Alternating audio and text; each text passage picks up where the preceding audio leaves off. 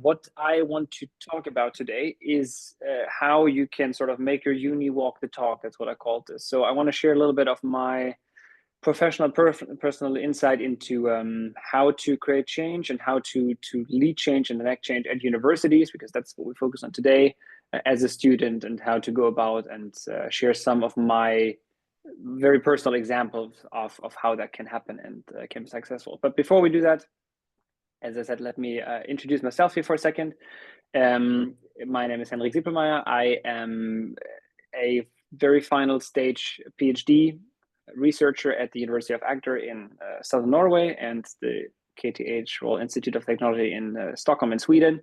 And I sit in Malmö here in Scandinavia. And throughout the last 4 years as a PhD researcher, I've looked at sustainable consumer behaviors and how people make decisions and how we can nudge people to behave more sustainably, how we can change our systems that they make sustainable behavior simpler, and how to communicate about these topics. And I've done that specifically in the context of waste and recycling, because that's what I find most interesting and enjoyable and a bit of an underrepresented topic. 10 years ago, pretty much, is that correct? Yes, 10 years ago, I interned in San Francisco in the Department of the Environment of the city of San Francisco. And that was the first time I got in touch with waste, not really by choice, but more by accident, because the original team that I wanted to intern with, the climate change team, consisted of one person, and they said I couldn't intern with one person. And then I quickly realized that waste is actually really interesting because it covers the entire sustainability spectrum, but from a different perspective. Everything. Where do materials come from? What are the materials? How have products been produced? How are they used? What happens in the use phase and how are they disposed? That all sort of feeds into the waste stream. So that has become my subject of choice and my focus area of choice. And what I've been studying throughout the last 10 years. And with this topic, I have a lot of experience in not just thinking about it academically, but actually doing something about it and having an impact and driving change. That is my perspective on this, on the role of academia, is not just to be a bystander and create some theories that are wonderful for us and publish in scientific journals that only we read, but to actually do something and through your life and work have an impact somewhere. So I've been trying to do that, and we will talk a little bit about some of these projects today, both my entrepreneurial journey and my student journey, all framed along the lines of how can you now maybe tackle sustainability at your university, and what can you take away from my journey of creating change there. And I thought, to start that off, that I want to look a little bit at the bigger picture from a top-down view, sort of. So look first at sustainability as an opportunity for skill development, for real-life learning and impact. Then as studies, as a time of experimentation and low risk. And then I want to talk about why you should challenge everything, be uncomfortable, find allies, and make change. And then I want to show you how, or some strategies that at least to me have proven successful in doing so, because I want to set the stage for what we're looking at. And we'll start with something that is somewhat connected to what I talked about yesterday in the keynote. Sustainability to me is an opportunity for practicing your critical thinking skills, the very essential thing that you as students are supposed to learn, and to understand complex interrelations and develop a long-term focus and become innovative. And I think, I mean, all of you who are here today will have some connection to sustainability already, so I'm a bit preaching to the choir here, but I think maybe for you just to keep in mind how this might be relevant for others and how this could be sold or framed to others. I mean, it's, you know, when you look at the job market and your role in society and what you want to do later on, what is needed, it's graduates who can handle complex issues, who question what we do right now to find more innovative, more efficient, improved ways of achieving goals, and who can build strategic partnerships for these goals and can navigate between different stakeholders and issues. And that all is inherently something you can learn when dealing with sustainability and when trying to solve sustainability issues and problems. So for me, it's an ideal scenario, not just to put your own values into action, but to learn what you're supposed to learn as a student. That is how to think, how to question, and how to come up with novel solutions. And also, I mean, my point was always, you spend years studying, like, why not why wait to use your insight? I mean, why not do it during your studies? What is the point of trying to wait long until you can do something with it when you're at university anyways, and you have to deal with these topics and you have to write papers and you have to do experiments? Why not do them on something that matters? So that's sort of the position I'm coming from. Now, to me, studies and being at university is also, it's a time of experimentation and pretty low risk, right? I mean, now I sound really old when I say this, but I mean, you have your life ahead of you, right? At the point of your studies, most of you will be at an early stage in your life. So am I, basically still, or at least I consider myself to be there still. So what's the problem if you have a project or two or three and they fail once and twice and three and six times? It doesn't really matter, you know. If it's 4 years in which you can try different things, if none of this works, well, you will have learned some skills as you go, and you can show that you take matters into your own hands. So there's nothing to lose. The best way to find out what you want to be, who you are, and what you want to achieve in life is to experiment. And that is both in professional and in personal life, of course. So use that chance now and sort of not wait for it to be presented to yourself. And one thing that I find is a bit undervalued sort of is that universities also, I mean, you can reinvent who you are, right? And your previous experience doesn't determine who you have to be 5 years from now. And what I mean by this is, when you have to do a group project, right? In the classic scenario, there's always one person who will take over the lead, right? And that's probably somebody who has been, I don't know, elected class president or whatnot before. Like, there's some people who naturally drift towards these leadership positions, and others who maybe have not had the chance to do so or didn't find that interesting yet. But it doesn't mean you can't do it now, right? It also means maybe you should try this, and then you can decide if it's not for you. But just because there's somebody else who always takes over these roles or pushes you into a role doesn't mean this needs to be a role. So I really want to encourage you to say, all right, maybe I should try this element because I just haven't tried that before. Maybe I'm a good leader. Maybe I'm a different kind of leader, or maybe I want to be an expert for a topic. And so far I've only given, you know, like the initial spark for a project, but I've never been really developed in further developing. So I would like to encourage you to do that because you can, and there's nothing to lose really. And then finally, there's very few times in your life where you don't have a mortgage, or family, other major factors financially and so on, which sort of limit how much risk you can expose yourself to. But during your studies, for the most part, I realize this is not true for everybody, but it's a pretty risk-free time from that perspective. I mean, I know studying is a lot of work, and you can't just, it's not just dancing around all day, but still, you get my message. And then finally, your role, right, is to challenge everything. I mean, that's who you are, right? That's your job. Critical thinkers, question the status quo, move forward, take new paths. So if you're not willing to do it, who will? Okay, this is now the end of the pep talk session of where I try to push you to move forward. And now we'll dig a little into my experience so far. And I mean, again, this is a personal one. I have not gone and scraped all of the EU initiatives that have been successful in turning universities over, because I can best talk about what I've experienced. But I think it's plenty, and you can take away from it what you want, but at least it's going to be some inspiration, I hope. So let's look at what is important to enable change at university, and let's look at some of my personal experience and success stories, and see this all as a starter, and this whole event maybe first for us to give you some inspiration and some leads, and then for us to have a little bit of an open time to share best practice and to discuss. So I think there are 4 sort of strategies or points or things that you should be aware of if you want to enable change at university. And it starts with challenge, sort of. You should challenge your university and their operations. That is your job. You should apply your critical thinking skills, and you showcase what needs to change.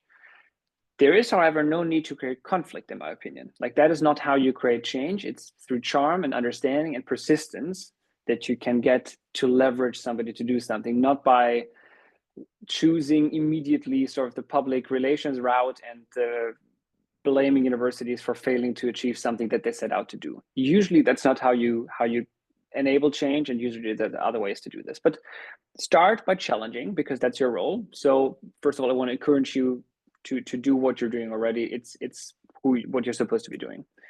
Then think about solutions, right? Only being critical doesn't work. It won't get you anywhere. If you cannot present solutions and pathways, and I mean, you're young, intelligent people who have a lot of time dedicated for them to think about these challenges. If you can come up with a solution, why do you expect the 5 people in the university administration to do so, right? That's not a great approach. So think about what are solutions, what are pathways. You don't have to have all the answers, but you need to be able to put yourself into the position of the university, right? What is important for me as a university? What am I limited by? Why is this an issue? What are the levers? What could I do? And then I would go and find allies. That can be researchers who are interested in a similar topic or who could help you with an approach. That can be admin staff who, I don't know, are in charge of dealing with the waste and have long been unhappy about the amount of waste that they have to handle, for example. It can be other students, but it can also be industry partners, right? If you find relevant industry that says this is something we want students to know and to be able to do, and you're not being taught this or you don't have a chance to act on it at the university, then there's a perfect lever that you have and a perfect ally to bring these problems forward with you.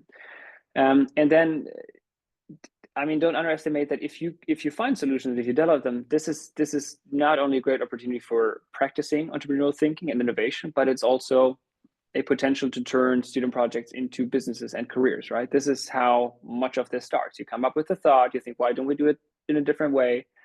You discuss, you're not even looking for a solution, you just want to know why this way. And as you go along, you might find, this could be something. You try it out and it turns out to be something that is viable, and it might turn out to be a business opportunity for you. So that's number 2, think about solutions. Then number 3, how to get these solutions into action is think about value. What value do your solutions bring to the university? Right? Connect your proposals to the university values, to the legal and societal requirements. Make clear what value they can provide. Is this something universities have to do anyways? Is this something that offers them cost savings, that avoids future conflicts, that improves education and research? Is there a public publicity improvement? Is there competitive advantage if you include something? I mean, really try to think about what is the value our solution is bringing. It's fine to see a problem. It is great to address a problem, but to change, if that is your goal, then you need to come up with solutions and frame them in a language which can be understood. And I mean, remember, everybody loves a good story and wants to shine. So that it's always great if you can appeal to whoever leads in the university or in departments. And if you can give the university a better standing, all the better. And then finally, we come to action. And again, raising problems and even positioning solutions or showcasing them is one thing, but the other is to have proper data. And sometimes you just need to show that something works, right? So my suggestion would be trial solutions and approaches in a small scale, and that you may have to do with your own time, with your own people power, and with your own financing, but it doesn't mean that it's not possible. And usually it's easier to convince somebody if you can show either success or at least that you have like a directional success, so that an approach worked sort of in the direction you anticipated. And I mean, there's a whole bandwidth of what you can do, right? It's campaigns, workshops, conferences, sometimes just open up a space. Universities offer lots of space, quite literally, in the sense of you have event space. You can invite experts because you're at the university. Use all of these tools to get this expertise in, to position yourself better and show this is action we can take. Connect with other institutions and initiatives. And finally, sort of, if you can't beat them, join them, in the sense of, if you feel that you're operating against the university, try joining them, like literally. I mean, I will show you an example in a minute there. Actually, yeah, let's wait for that, and I'll show you that example in a minute, and then you understand what I mean by join them. So 4 things that I think are important, right? It's you want to challenge the university, that's your job. You want to offer solutions. You need to be clear on what value they can provide, and ideally you put them into action already, because then it's easy for universities to tag along to see that something works. That's my suggestion. And now let's talk about some examples how I did that. And big surprise, they will all be connected to waste, because as I said, I'm a waste person. Not wasteful, but a waste person. So let's start by something. And this is the most student projecty part of all of this. It's an awareness campaign. So we talked about to-go cups at our university, and we have one cafe. It's my bachelor university's situation here. We have one cafe centrally located on campus. You can choose mugs or to-go cups. A lot of the students use to-go cups, which didn't make a lot of sense because it's both cost them more money because they had to pay a 10 euro fine or fee for the cup, but also because it created a lot of trash every day. And we thought, well, that's not really in line with what the university stands for. That can't be really what people want. And maybe they're not aware that this, like what that means if they just choose one cup once a week or so. So we set out to show them. And what we did was collect the cups over, was it a day? Was it a week? And then we split by a day. Anyhow, I think we created these this art installation in the foyer of our university library. And this is the number of coffee cups we used every day. It's like 1,400 cups or so. It's a ridiculous amount of cups. Like you really don't think about it. So we put that up. We connected it with a little challenge and had people guess. They could send us their guess of what the daily number of cups is. And then they could win a reusable cup, right? So it was connected to some small goodie. And the idea was to maybe if we create awareness, we can create change. Great awareness, not so much change, right? Like that's classically what you see. You make people aware, wonderful. It was a fun project. I mean, I think some cool pictures came out of this, cool installation, and it brought the topic onto the agenda of the university and sort of the management as well, right? Because we established connections with the cafeteria. We talked to them a little bit about how many cups do you sell, I got this information. We talked to the university administration and we're like, why is this the case? Can we do something? We understood who are the levers, who can make decisions here. But we didn't see much change here. So what did we do for the next step? The next step was to seek allies and you try a different angle and sort of join them. That's what I mean here. So what we did was I reached out to a professor in social psychology that I worked with because that was one of my courses and said, how about we try to tackle this coffee cup problem as part of my bachelor thesis and make a study out of it. And he said, it's a great idea. So we developed a study and actually did some very meaningful and novel research by using a social norm nudge, that is the sign you can see on the right-hand side, and posting that next to the coffee machines in this cafe. For those who haven't joined yet, this nudge, what it says is our customers are changing their behavior. More and more are switching from the to-go cup to a sustainable alternative, which is something we saw in the data. Over 3 years, we had an increase, but it wasn't super strong. But we didn't lie. We framed it nicely. Be part of this change. Choose a sustainable cup, and help us protect the environment. Okay, this simple sign increased coffee mug use by 17%. So we had a lot more mugs compared to cups, and suddenly we, through using research, had an approach for the cafe. We could offer them something. We said, oh, you could be part of this interesting project. There's no cost. We'll design something. You get to look at the sign. You can even see we aligned it with their corporate identity. I mean, it's a university cafe, right? So it wasn't too difficult. But they set it up. For them, it was a huge bonus because they didn't want to sell all of these cups, but they also wanted to sell their coffee, right? So they wanted to make sure that this doesn't negatively impact their sales numbers. And this wasn't a ban. It was a super soft measure. So it worked out. And this, between the installation and this, was a time difference of a couple of months. And what it took was a different approach to tackle this problem and try to resolve it by cooperating with the people here. Okay, one of the examples. I have another example. It's waste again. Event waste, okay? Maybe also to showcase that sometimes it's, you'd be surprised at what you see in terms of what is not considered. There's a concept called cradle to cradle. And some of you will be aware of it, some won't maybe. The idea behind cradle to cradle is that we don't need to think about, if I may paraphrase and exaggerate a little bit, if we produce products in a way that makes them part of one of two circles, either a technical loop and circle or an organic biological loop or circle, it doesn't matter how we produce these products because we can keep them in circulation, right? So technical would mean you can take a product apart easily and use the parts for something else. Specific use, not by shredding them and then reusing the plastic, but more specifically.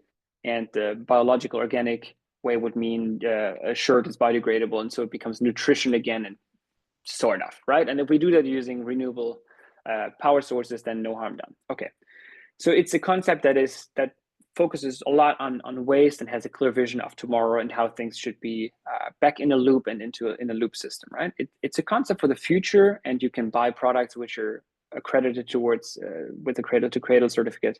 Why I'm saying this is a deeply waste focused company and NGO, both. Okay, very popular. They make millions with their certificates, and they host annual Cradle to Cradle conferences. And one of those conferences was going to be hosted at my university. And I thought that is a perfect opportunity to see if we could make this a zero waste event, right? To avoid waste and see what their strategy is. And it turns out they didn't have any idea about how to handle their own waste on their conference. It's not a very good light on Cradle to Cradle, but it's very true. There was zero idea, zero plan of how to deal with waste. It wasn't on their agenda at all. So I reached out to the university administration and said, how about can we trial out a concept for waste separation at university events? Can we do something? And university administration said, sure, do it. If you have the manpower to do it, we might even support you with whatever bins we have lying around, and try it out. So what is interesting about this is even the very sustainable players might not have on their mind their own impact and the role of their own actions, which you shouldn't underestimate. Sometimes it's just pure, I don't know, focused on something else, and it's not even meant to be bad. So what we did was come up with a waste separation concept for this event. Okay, we trialed around it a little bit with bins that they had lying around sort of in the basement of the university. We made these big bins into organic bins by making this a little look greenish with some carton and using this this carpet to make it very visible and having all the fractions that you would need at one location. And then we set it up throughout the event at different spots, so it would be very easy to separate your waste into different containers. And we used this as a real case to trial, is such a solution possible? Before at events, we didn't have any separate collection at all at the university. It was not a thing. So this was from nothing to going big. It worked generally well, not perfect, because the Cradle to Cradle event used a lot of these paper or compostable cups, which people didn't know what to do with. Is this now organic waste? Is this paper waste because it's paper? So they were the number one contaminant, which shows you maybe you need to go one step further down the line and work with your the exhibitors and understand what are you going to do at the event. Will you be handing out food? What container? Okay, then we can have a professional sign about this. Anyhow, so this worked out so and so, and then we combined this by doing a full reverse sort of all the trash from the event. We weighed everything that was created as trash. We sorted it, assessed, collected data on the sorting range and on the number of misthrows and so on. So we had something to show to the university. This is the quality we achieved with this. Could this be a solution for future events? And see, yes, it could be a solution for future events. It doesn't quite look like the solution what the university is using now, but at least they have a separate collection, and now they are in touch with the event organizers to implement waste avoidance strategies from the start. So here it was the reaching out, it was the providing a solution, saying we'll take care of this. We received support. The university, of course, was open in my case, so that's a big advantage to trialing this. But we put in a lot of work, and that led to this being considered something suitable for the future. And it also led to me joining them, like literally the university, because that was one of my student jobs, then to be the assistant to the environmental coordinator we had. And that was my job to further develop this into the long-term system for the university. So this is the university change and impact. Here's another example. I showed that picture yesterday already. It's a research project in which we looked at waste separation, and as part of the experience of what does it mean to do a reverse sorting and waste analysis, and how does that go, we as a student group analyzed the 1.8 tons of university waste that was collected over a week by hand. We wore masks, some of us apparently did not, but we're all still fine. But this was a great learning experience, right? This is a skill. Now in my work, in my studies, I have to deal with several of these reverse sorts done by companies, of course, not by me, but it was very valuable because I knew exactly what to ask for, what kind of data we needed, and to understand their work and to understand where they're coming from. So just realize this is, even if it's, work put on you, it's a great opportunity you can use. And then I want to give you as a final example, something that is related to university because that's where it started, but it's not a change at university. And that is the company I founded in Germany. It's called Pleach. And what we do is work with supermarkets, your regular big chains that you have, and implement and integrate a section of unpackaged, locally produced organic products, so that for customers, it becomes very easy to make holistically sustainable purchasing decisions. Because you go to your regular store, you bring your container, or you use one of the reusable containers that we have in store, and you just buy the amount of that you want. So super easy approach. This originally was just a student idea. We just met over the course of a year or so and discussed, oh, why is it so difficult to do sustainable shopping? How could it be different? And then, by discussing and thinking, oh, but this would be nice. Couldn't this be something? This turned into a first implementation in a local supermarket, which also was established by a roundtable discussion at the university where a local supermarket owner was present, and she said, "Oh, this is interesting. Let's talk about this. Maybe there's a way to cooperate." And she was our first customer, and we earned money from day one working with her, and then later on implemented it into eight stores throughout northern Germany. So it's a successful concept, although since the war in Ukraine and inflation, people's purchasing behavior has massively changed, and it's not going too well. So a couple of these stores, I have to admit, are already closed again, but not for good. They put that to the side because this is just not on people's minds anymore. But anyway, we managed. I cashed out on this, and we showed that you can implement an idea into reality, and that it works.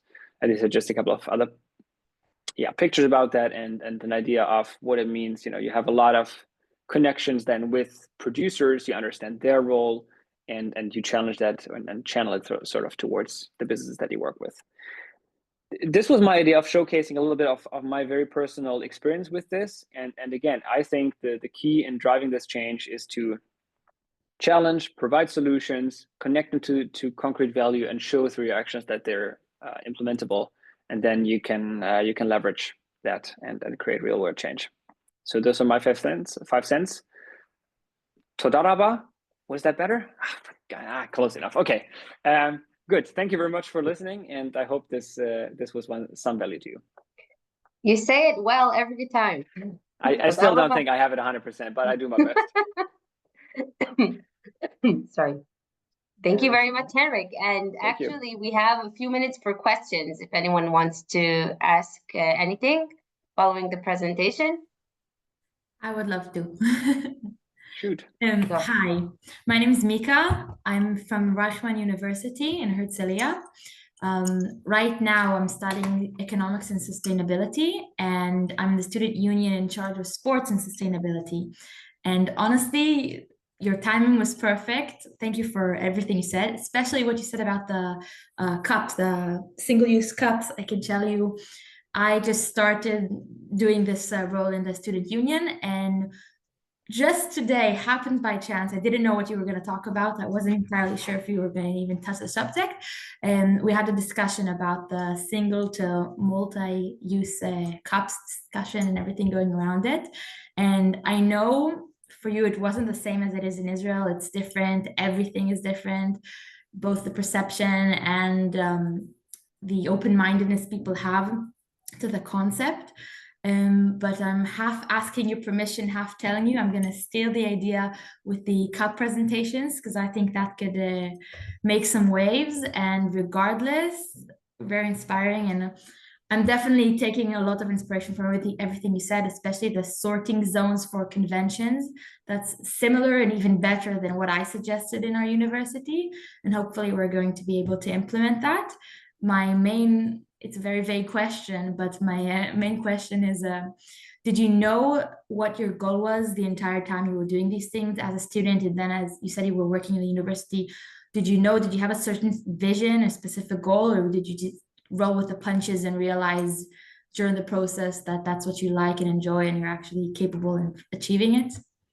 As you can tell by my smiling, in retrospect, it always sounds like such a wonderful red thread, right? It's so clear. Yeah, of course not. That it's not that clear.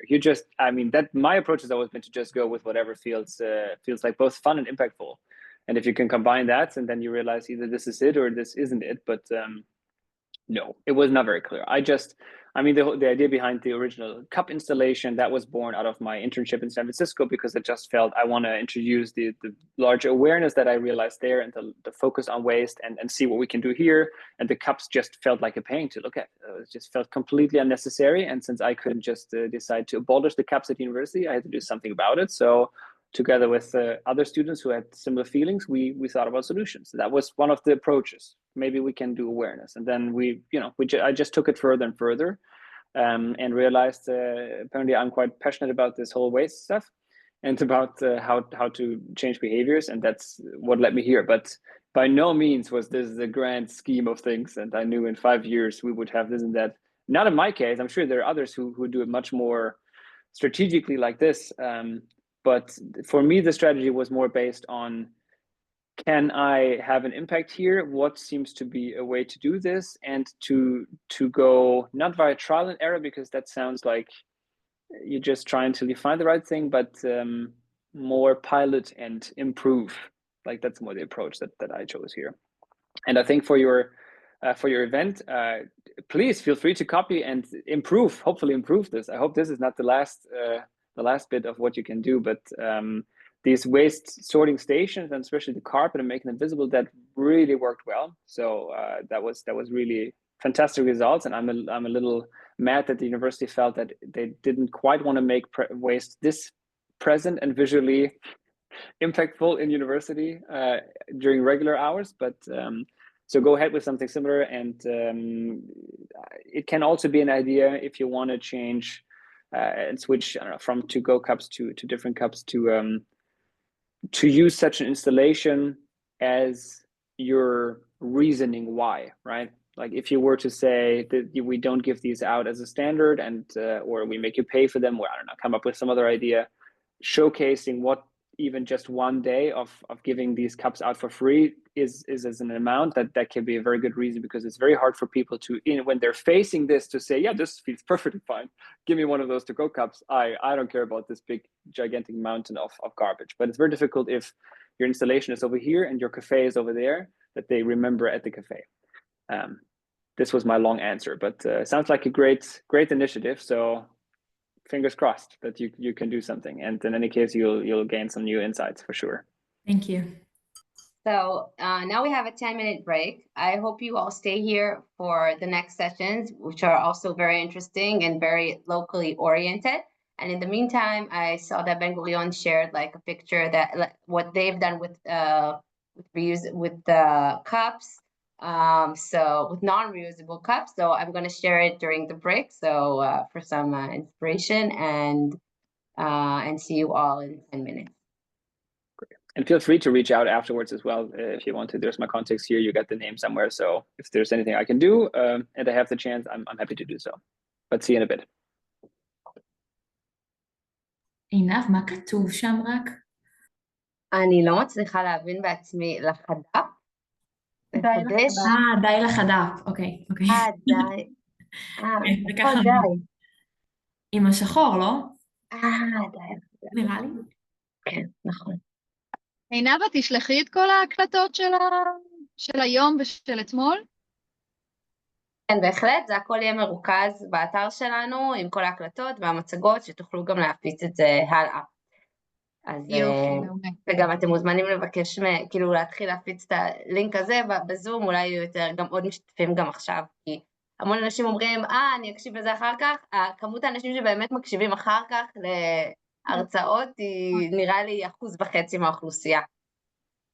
על מה ההרצאה שאמורה להיות? כי אני לא ידעתי על עוד הרצאה שיש. מה הולך להיות עכשיו? יש לנו בעצם עוד 40 דקות תכף. אנחנו הולכים לעשות שיחה עם מצגת קצרה ושיחה עם פרופסור מרסלו שטרנברג, שהוא בעצם כן, אז הוא בעצם קצת לשוחח על איך אפשר להשפיע על הנהלות ישראליות פה בארץ, ועל מה יכול לעזור, לתת לכם טיפים בהקשר של הוא הבן אדם בתוך ההנהלה של אוניברסיטת תל אביב, שגם רוצה לקדם את הנושא, ואיך כאילו סטודנטים והנהלות יכולות לעבוד ביחד. יש מצגת קצרה על הזדמנויות של תוכנית Erasmus Plus, אנחנו מ-Erasmus Plus, הזדמנויות לאיך אתם יכולים להיות לקבל תקצוב, או לעשות דברים דרך התוכנית ארסמוס כדי לקדם את מה שאתם עושים בקמפוסים, וגם לקדם את עצמכם, ללמוד יותר, תארים ודברים דומים שקשורים לקיימות וסביבה. ובסוף, 10 דקות אחרונות, גם אדם בן נון ממגמה ירוקה, גם יציג דברים שהם עשו בקמפוסים, וייתן כמה טיפים לאיך אפשר לעשות יותר. הבנתי. זה יהיה בעברית או באנגלית? שאלה מצוינת. אולי נעבור לעברית. יש לנו את המומחה מחו"ל, זה לא... אבל נדבר לאט. טוב, אז נתראה עוד 5 דקות. תודה רבה.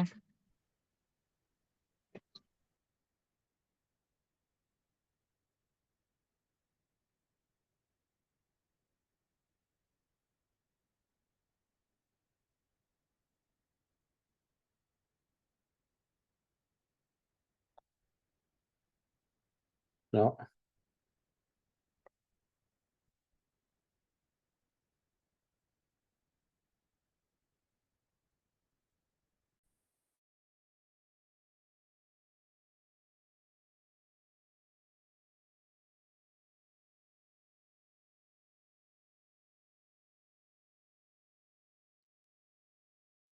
I said it looks to me as if you're sharing your presenter screen, not the full screen. So I see your presenter slides, so I want to switch. There we go.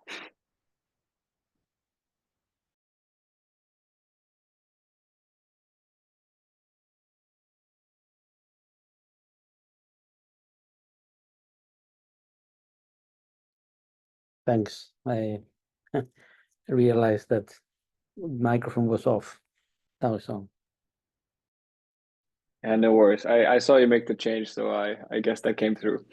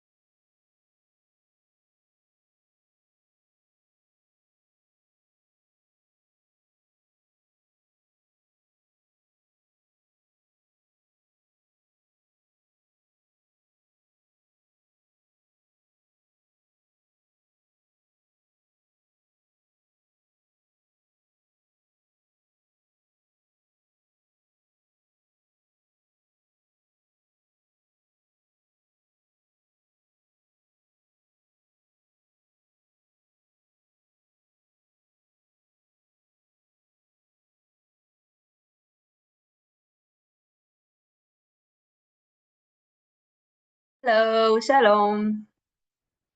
Welcome back, everyone. ברוכים הבאים.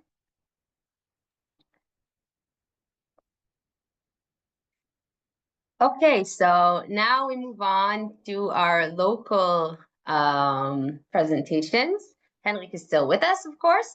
And now we're going to speak with Professor Marcelo Sternberg, local Erasmus Plus expert, School of Plant Sciences and Food Security, head of the Carbon Neutral Initiative at Tel Aviv University, on how to make a sustainable difference in your institution. A talk with the man on the inside. So, Marcelo, I give you the floor. Thank you very much, and now thank you all for being present this afternoon. I'm going to share with you just some personal journey that I went through to get into this position of head of the Carbon Neutral Initiative at Tel Aviv University. I must acknowledge also Judy Lax, who is working with me as coordinator of the Carbon Neutral Initiative, and this presentation is a joint presentation. But first, I want to share with you what I'm dealing with, my areas of actual expertise. I am a climate change ecologist, doing an experimental ecologist, doing experimental work, looking how global climate change is affecting the functioning of natural ecosystems. It is through range management, it is through rainfall manipulations, making scenarios of future climate change in our region, looking also on how fire is affecting our forest, and as well possibility of restoration ecology, and looking how agricultural is affecting natural streams in Israel. But also I have an additional background as I was chairman or president of the Israel Society of Ecology and Environmental Sciences from 2 years ago, and that gave me exposed to the idea of the importance of getting science into environmental policy making. And in the year 2011, I wrote, I don't know if you heard about the program MIMSHAK. I wrote it as part of being the chairman. So this is a very successful program that tries to get postdoctoral students, or try to training people with strong environmental background into the governmental offices, and try to make a change through incorporating their ecological background into the policy of the government in different ministries. Actually, the most important thing is not actually in the environmental area or not environmental protection ministry, but in the other ministries that have no ecologists or environmentalists who can support the elements on decision policy making. So this is slightly background, and I'm still doing research, and I still one of Henrik's presentation slides. I just took a picture, and this he gave, I think, an excellent introduction of what we're going to tell and the journey that I have been through this is my experience. So this slide also incorporates, or his presentation was a very good introduction of what I personally went through, this element of reaching what I'm going to introduce. So thank you, Henrik, for your very nice presentation, and full copyright on your slide here. So I am, as I told you, I'm the leader of the Carbon Neutral Initiative in Tel Aviv University. That started in 2021 when I was confronted about what happened at the university during the COVID period. And also I was exposed on the things that were going on in COP26 in Glasgow. Before COP26, I was asking myself where we as a university are standing with these two big phenomena. One of what we have the COVID exposure, and the link that we relate to what's going on in nature, how we are managing nature in the world scale, the climatic and ecological crisis that we live in, and the impact of the issues that were going at that time in the COP, in the other COP, in the previous COP. But Glasgow was really a point of change into the environmental policy of many countries. So I approached the president of Tel Aviv University and say, well, we had a meeting with him and say we cannot stay just behind what's going on in the world. We have this big challenge, this hand that was in Henry's slide at the very beginning, how we can, what is our role as a university to withstand, to be able to support the government, the students, the public, and our commitment. So we have here, and Mao as being a university, we have of this opportunity to search for solutions of about global climate change. And we definitely, as within the framework of a university, we can serve as an example on how is the best way forward within the community that we have, the staff, the academic staff, the students, at least in my university with more than 30,000 students that every year are coming and going and back. And so we have a major impact on the society that we stay and look for how we can get a reduction in environmental impact through the university's activities. Sorry, we'll take some water.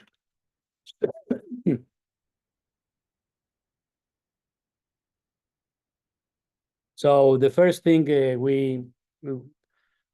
for me, it was a challenge because I am not an expert in this subject. I have only the idea. We need to make something. We need to do something. So the first thing, we have no idea what's going on campus. We didn't know how much was our environmental impact, what was the carbon footprint of our university. So in the year 2000, the year we started in 2021, 2020 could not be a reference because it was COVID year. So we took the 2019, all the activities of the university, and we started measuring which were all the elements that relate to all the activity, construction, the transportation, all the elements that they will further develop. And we lived to a certain element that the total amount was about 70,000 tons of carbon equivalent of CO2 that we are burning. They were equivalent of 30,000 tons of coal or more than 80,000 flights back and forward to New York. And that was an important, we understood that we have an important carbon footprint as only as the activities within the university. So that's the first. And we try to separate that into what we call the three scopes. I don't know if everyone is aware here of which are the scopes for getting a reduction in carbon footprint. So the scope number one is the one related to the direct emissions. So the includes what the university operation is doing, the cars of the cars of the university hold, all the activities that are leading to carbon emissions through the combustion of the vehicles or direct combustion of the generators that we have in campus. And this what they call it the scope number one. Scope number two are related to all the electricity that the indirect emissions that they are produced by the consumption of energy that we use with these daily activities in campus. So it means how much the carbon emissions that the electric company is making for making the energy that we consume. So this is the scope number two. And the scope number three is actually all the other indirect emissions that we produce here on campus. For example, the transportation, what we eat here in campus, the cafeteria, the constructions that we build, the building constructions, all the disposal, the waste that we produce, and the disposal of this waste. All these elements are a major component, we call it the scope number three. And these three lines, three basic lines, give us an estimate of we actually in our university we produce. And we see that the emissions base as a baseline, we have this baseline. If we wanted to make a change, we needed to have a reference, which was the reference 2019, and that we got the different proportions of different emissions that we are producing. So the lowest one is the direct emissions of the 8% of scope number 2. The biggest one is actually from scope number 2, the indirect emissions coming from the electricity consumption of the university, and to say that the third one is scope number 3, 45%. So these are the distribution of our emissions at the university. So when we want to see, when we look on what is the vision of our university, first of all, making a significant reduction of the greenhouse emissions on campus, trying to make that the elements that we can manage directly is through scope number 1 and scope number 2, and try to reach them neutrality, so 0 emissions, and lead to a process that achieve to a substantial reduction in scope number 3. And we're making a plan, we call it short-term, medium-term, and long-term.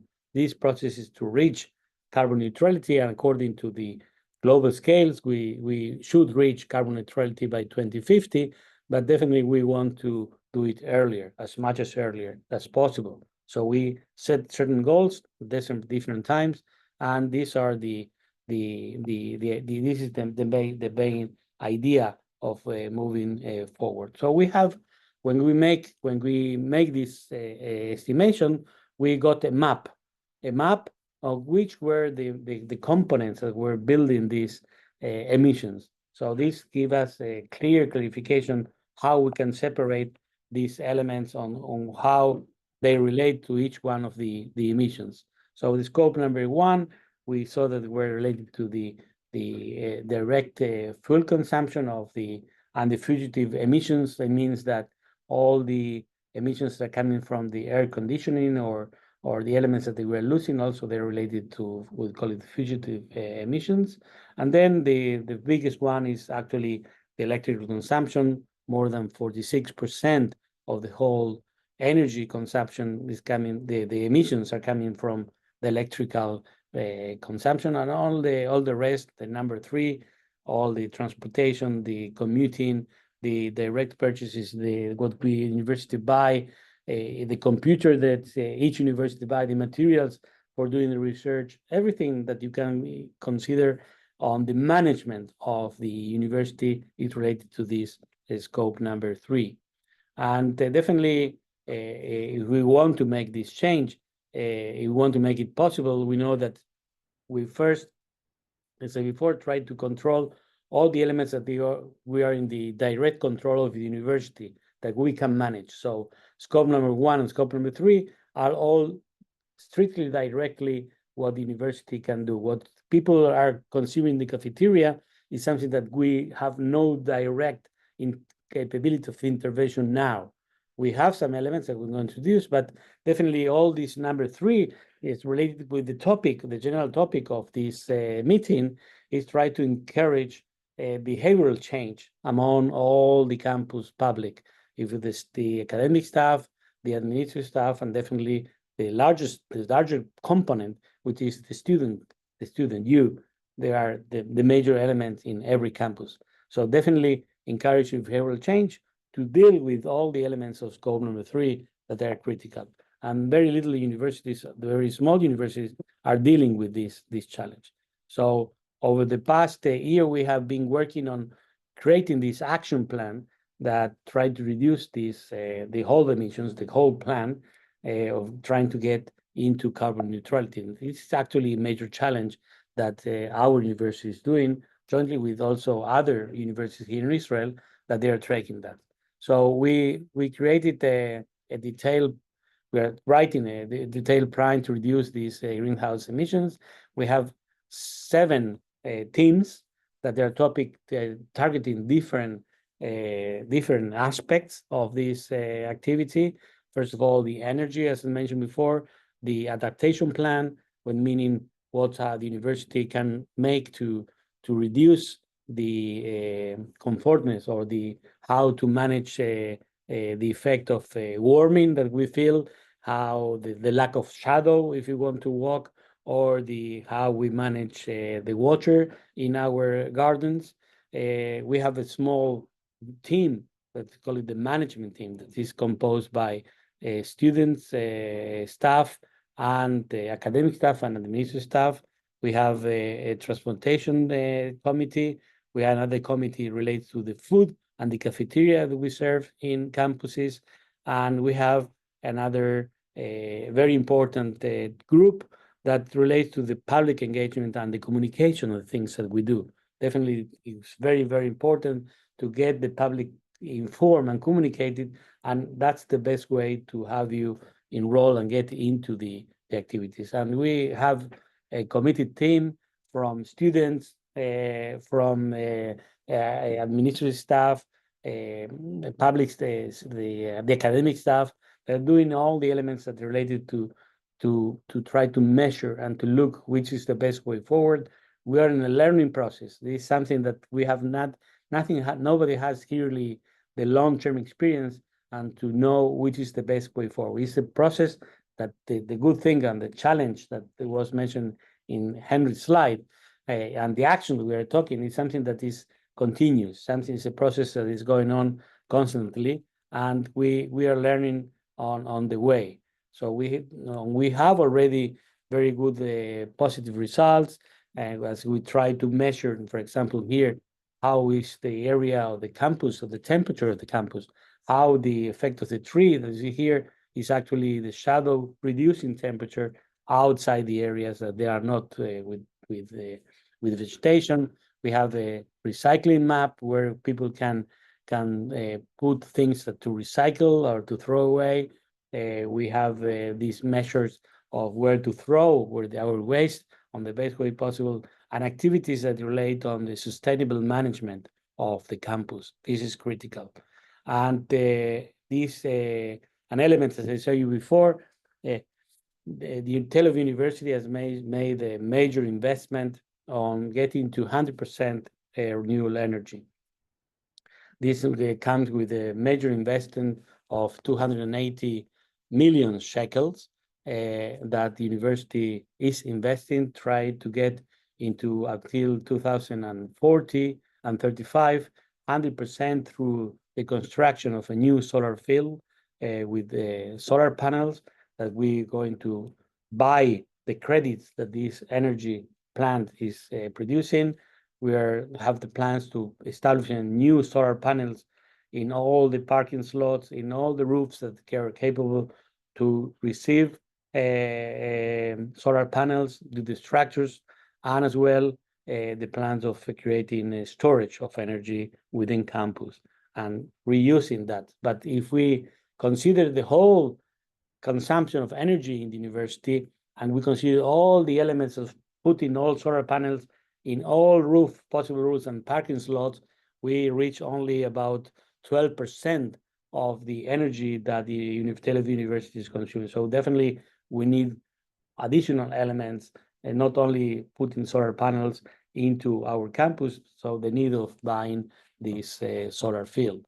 So also we have this, I apologize for this slide is only in Hebrew, but we have these teams that I show you, these 7 teams are composed by very highly committed people. They're all volunteers, 34 people that are working on all these elements that all the committees I showed before.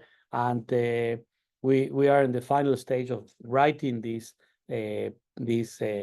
program that hope will be available in the next month and will be public. So every university will be able to see and to learn what we're doing. So as part of my personal journey, as I'm going to share with you, my person is always, when we're working in science and we're having these challenges, at least my challenge when working on climate change, we need to dream. And that dream comes with perseverance. When you do science, definitely you must be perseverance and try to achieve your dreams. You have always to be resilient against the hostilities or all the obstacles that you will find in your future, but definitely the sustained effort will allow you to go through this, to break and to have a possibility of determination of reaping rewards through your work. And if I want to quote an interesting person. The success is not an accident. It's only hard work, perseverance, learning, studying, sacrifice, and most of all, love what you're doing and learning to do. So we are always in a learning process. And the person who did this, Brazilian Pelé, a major football player, and he was coming from a very poor family, and his success actually was not an accident, was only a very strong commitment and effort. So thank you very much. I hope we keep in touch for all the students that are here, and we look forward for future collaboration among all universities, because we are all embraced in this major challenge. Thank you. Thank you, Marcelo. And we have time also for a discussion. If anyone wants to ask Marcelo, maybe your students that want to make a change in your university and you want to ask Marcelo as someone that is very close to university management, how to go about these things, maybe share your ideas. Henrik wants to ask, yeah. Yeah, I have a question. Thank you, Marcelo. That was very interesting and really fun to see your journey here, and that there's some overlap with my experience at least. So feel free to use that slide or a similar one. That sounds right. I gladly give up my copyrights on the record now.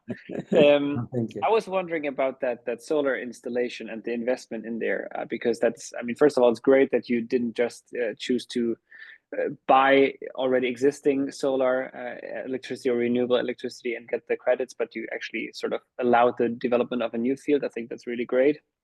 And I was just wondering if you could describe a little bit the process of sort of making the business case for this for the university, and how you got the buy-in to get that through, because that feels like, I mean, it's a major project. So maybe you can share a little bit. Was this driven by showcasing the value of this from a business side, by showcasing alignment with the values of the university, that it would be cheaper? How did you go about on that one? Thank you for this question. Yes, it is a challenge. When you go to the management of the university, and definitely if you want to reach carbon neutrality, must be an investment of the university. But from this point of view, when we make the analysis of the cost of how much energy actually the university and the time that how much university could save, and how much was the investment return for these 290 millions, was no doubt that in 7 years the investment was almost comes. It was very high, very high return. So the analysis was actually quite successful, and the university also invested in this part, not only the company that is making the field, but the return, the consumption of energy here is very high. Our computing center, we have a very strong computing center, and when we make the analysis, that was straightforward. But there are still a lot of challenges in other elements that not always the return is not so easy or so short term. But we are convinced, and we are working within the university to show that also the university is also a showcase of the general public. This is a public university, and definitely we as a center of knowledge, we should lead the way also on the risk and showing the best way forward. That was the approach. And I would also like consistency. Yes, we need to always stand on the door and not lead this down. Yeah. Sorry. If I may add to Marcelo's answer, I think that specifically the moving to 100% renewable energy was due in a large fact to the survey. The survey, which out of it jumps out the fact that most of Tel Aviv's greenhouse gas emissions come from electricity. It jumped out so loudly that our Director General, which is an extremely talented and capable man, started putting it head on, and it is also an amazing economic an economic move, and it just rolled down from there. But the source was in the survey, and its clear-cut conclusions. Indeed. Great, thank you for that. I mean, it's great to see that you know, for many of these high impact changes, that we have clear business cases, and it should be a no-brainer, but still you got to point it out and be persistent in advocating for it. But I think it's a great example, so thanks for that.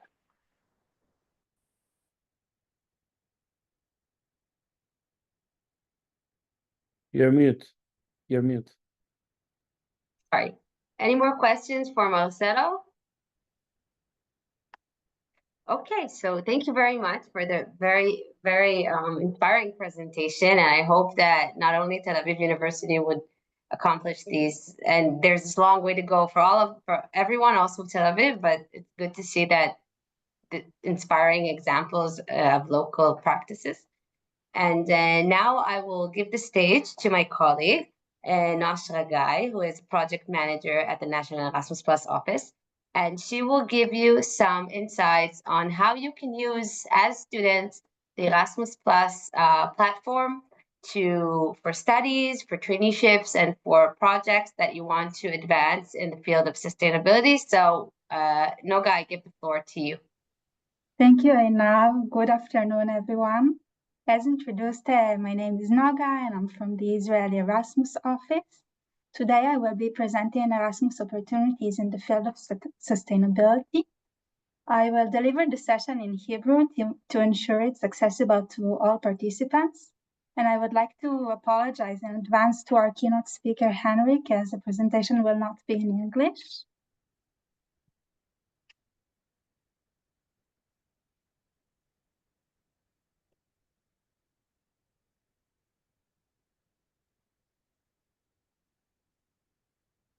Can you see my screen? Yes. But it's not on present. Yeah, no. Okay, great.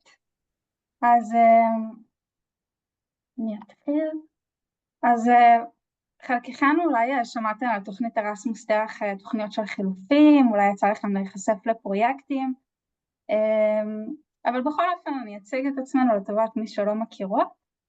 אז עינה ואני עובדות במשרד הישראלי של תוכנית ארסמוס, שהיא בעצם תוכנית הדגל של האיחוד האירופי, שפועלת בתחומים של השכלה גבוהה, נוער וספורט, דרך שיתופי פעולה בינלאומיים. המשרד שלנו מסייע בעצם ביצירה של שיתופי פעולה בין אירופה לישראל, ובמתן של מענה ותמיכה למוסדות וליחידות שמעוניינות להגיש מועמדות לתוכניות השונות של התוכנית. דבר ממש נפלא בתוכנית, שהיא שמה את הקיימות כיעד אסטרטגי מאוד מרכזי בה. זה דבר שמתבטא בעצם בפועל בשני היבטים. גם שילוב של גישות ידידותיות לסביבה בכלל הפרויקטים של התוכנית, ועידוד של נהלים ירוקים, וגם בקידום כישורים ומעורבות בתחומים ירוקים. כלומר, התוכנית מתעדפת באופן מוצל פרויקטים שעוסקים בתחומים של קיימות ואיכות הסביבה. במסגרת התוכנית יש לא מעט הזדמנויות לסטודנטים ולסטודנטיות. אני עכשיו אתאר לכם כמה הזדמנויות שיכולות להיות רלוונטיות עבורכם ושאתן יכולות להגיש עליהן מועמדות. ספציפית תוך התמקדות בתחום של קיימות, כמובן שיש עוד תחומים, ואם המצגת הזאת פותחת את התיאבון למישהי, תמיד מוזמנת לפנות אלינו. בתור התחלה, אני אספר לכם על ארסמוס מונדוס, שאלו מלגות אלו בעצם תארים שניים בינלאומיים שקורים במספר מדינות במקביל, 3 לפחות. הם מציעים מלגות מלאות עבור סטודנטיות וסטודנטים מצטיינים ומצטיינות, וגם ניתן להגיש עליהם מועמדות באופן עצמאי דרך הקטלוג של ארסמוס מונדוס, שאנחנו נשתף אתכם בו יחד עם המצגת בהמשך. משהו שיכול להיות רלוונטי אליכם זה שנכון להיום פתוחות כ-19 תוכניות לימוד בתחום הקיימות. למשל, תואר שני בקרקעות ושינוי גלובלי, או תואר שני באנרגיות מתחדשות בסביבה הימית, אבל אני ממש מזמינה אתכם, את מי שמעניין אותה, להיכנס לקטלוג, לחפש ארסמוס מונדוס ולראות אילו תוכניות מוצעות. שתי התוכניות האלה למשל הן ממש מוצעות כרגע להגשת מועמדות. עוד הזדמנות היא בעצם אפשרות להתנדב גם בתחומי הקיימות וגם בתחומים נוספים. ה-European Solidarity Corps זה מיזם דגל של האיחוד האירופי שהוא משתלב בסינרגיה עם תוכנית ארסמוס, והוא מעניק לצעירות בגילי 18 וצעירים כמובן בגילי 18 עד 30 אפשרות להתנדב ברחבי אירופה אבל גם ברחבי העולם. ההתנדבויות דרך התוכנית נמשכות בין חודש לשנה ומממנת את ההוצאות של הנסיעה ושהייה וגם דמי כיס קטנים. אתן יכולות להיכנס לפורטל שלהם ולראות את האפשרויות.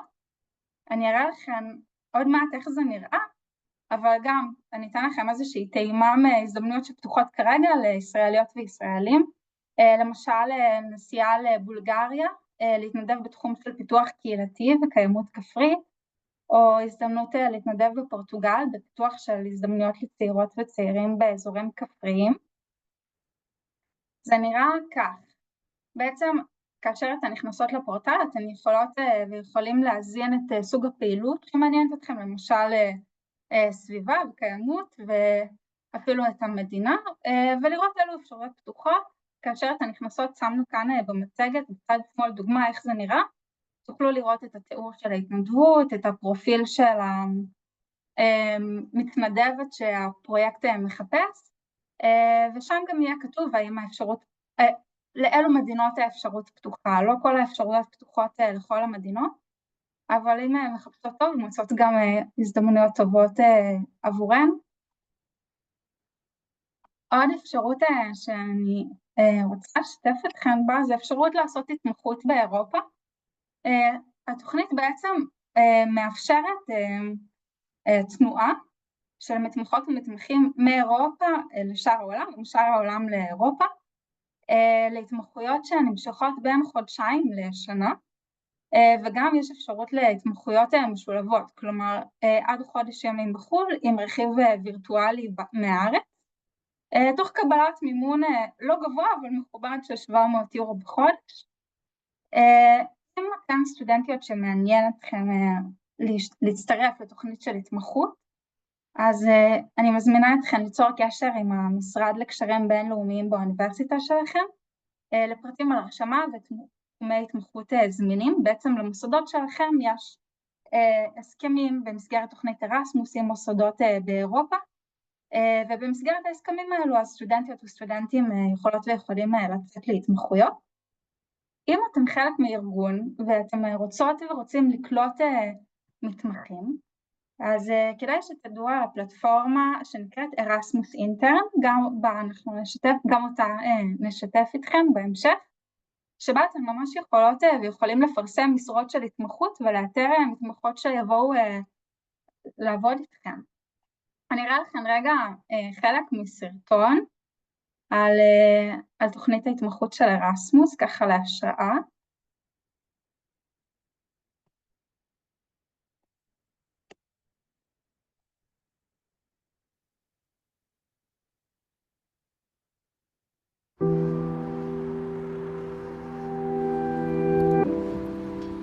Ter uma experiência no estrangeiro sempre foi dos meus desejos, porque tenho imensa curiosidade em conhecer novas culturas, novas formas de pensar. Contactei várias empresas na União Europeia, obtive 5 respostas e uma delas foi a Velux, na Dinamarca. Ocupei o cargo de estagiária para ajudar no departamento de social media, que tinha acabado de ser criado em abril. Depois dos 5 meses, obtive um contrato de 3 meses e depois disso foi-me dada a responsabilidade de dar uma formação aos países bálticos. A minha vida mudou imenso desde que me mudei para cá. Aprendi imensas coisas, desde a forma de trabalhar, a organizar o meu tempo, Identifico-me bastante com o estilo de vida nórdico. Gosto da tolerância, gosto da civilização, gosto da ordem, gosto da abertura. Outro aspecto que me mantém motivada é saber que aqui tenho as condições e as oportunidades necessárias para evoluir na carreira e a nível pessoal. E uma experiência destas, quer dizer, integração numa nova cultura, aprender novas línguas, não é fácil de todo, mas é realmente muito, muito gratificante e no futuro vai trazer frutos de certeza. O Erasmus+, deu-me uma oportunidade de desenvolver as minhas competências profissionais, a crescer como pessoa, com um global mindset e lançar-me no mercado de trabalho.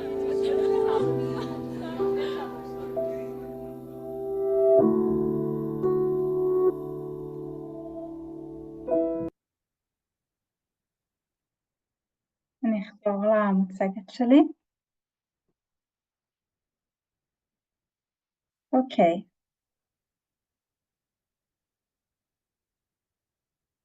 עכשיו אנחנו נצלול מהדברים שהם פתוחים כבר להרשמה וקיימים לעולם של פרויקטים,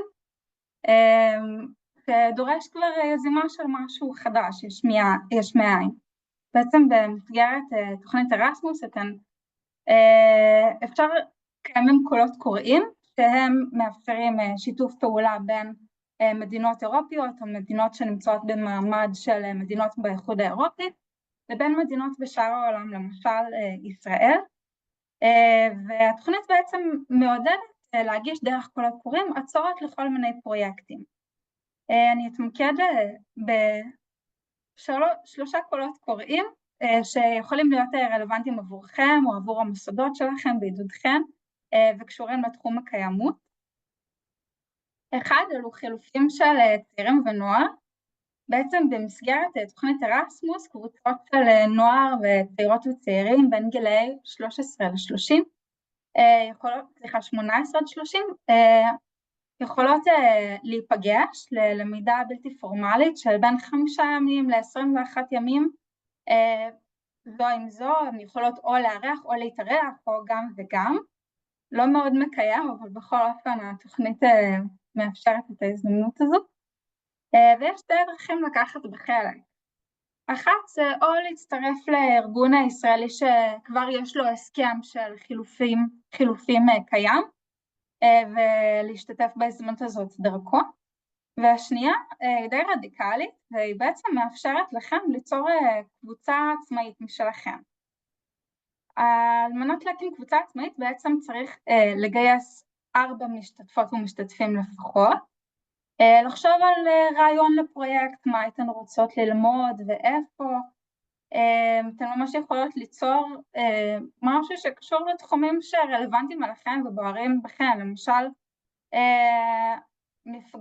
מפגש של שתי קבוצות סביב נושאים של קיימות וכו', ואז אתן צריכות למצוא ארגון אירופי שיארח את המפלחת וגם יגיש את הבקשה בשמכן למימון של ארסמוס. עוד קול קורא שעשוי להיות רלוונטי הוא נקרא capacity building in higher education. בעצם זה קול קורא שהוא מבוסס על הסכמים בין מוסדות, כלומר האוניברסיטה שלכן או מכללות יכולות ליצור הסכם יחד עם מוסדות נוספים בישראל לצד מוסדות אירופאים וליצור פרויקט שנועד לבנות את היכולות שלהם ולפתח אותם.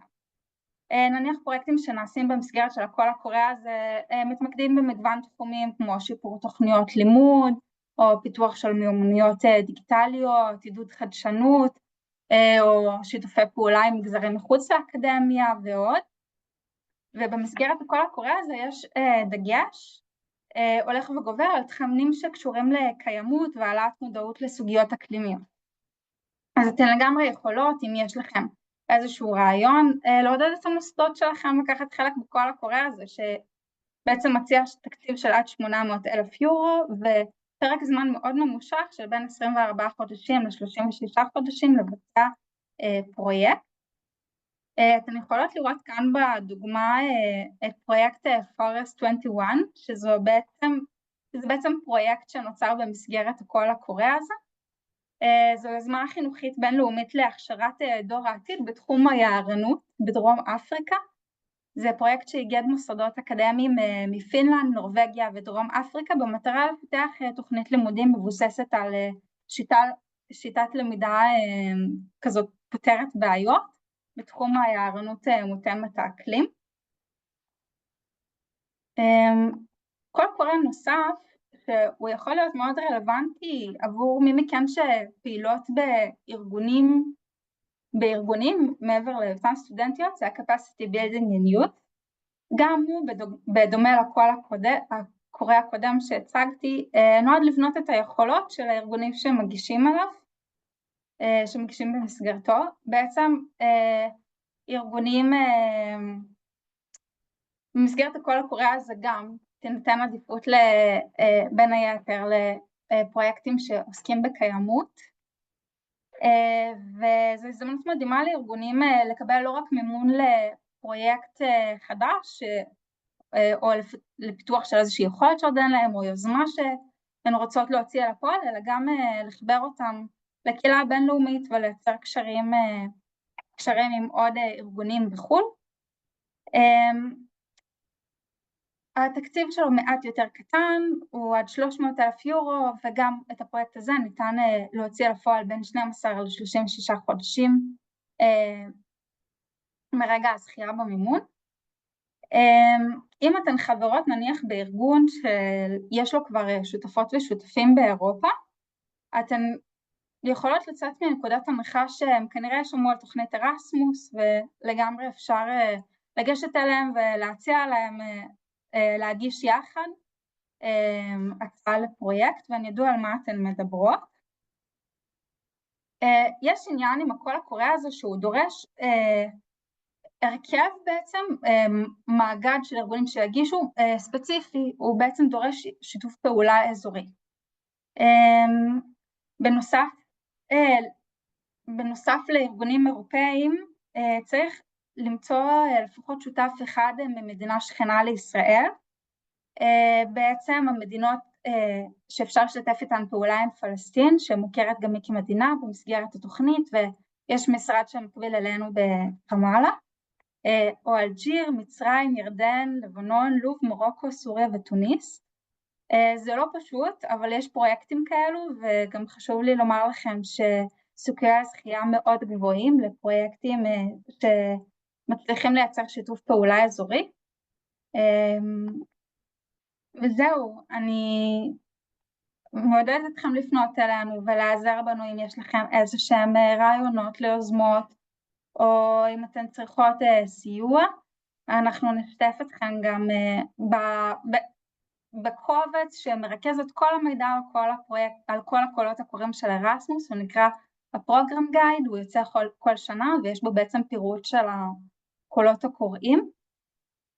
ונשתף אתכם גם עוד מעט בצ'אט בלינק לניוזלטר שלנו, שתוכלו להירשם עליו ולהתעדכן בדברים חדשים וימי מידע נוספים שאנחנו נעשה, ונשמח לענות לשאלות אם יש למישהי.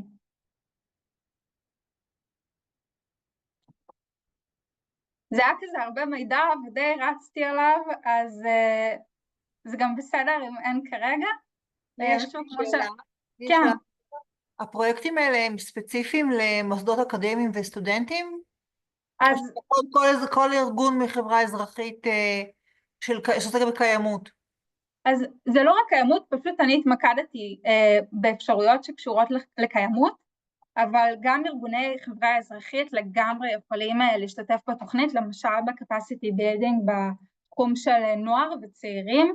זה כל קורא שהוא ממש נועד לארגוני חברה אזרחית בין היתר, וגם ליחידות ויחידים שלא קשורות או קשורים למוסדות ורוצות לצאת להתנדבויות, או ארגונים שרוצים לקלוט מתמחות.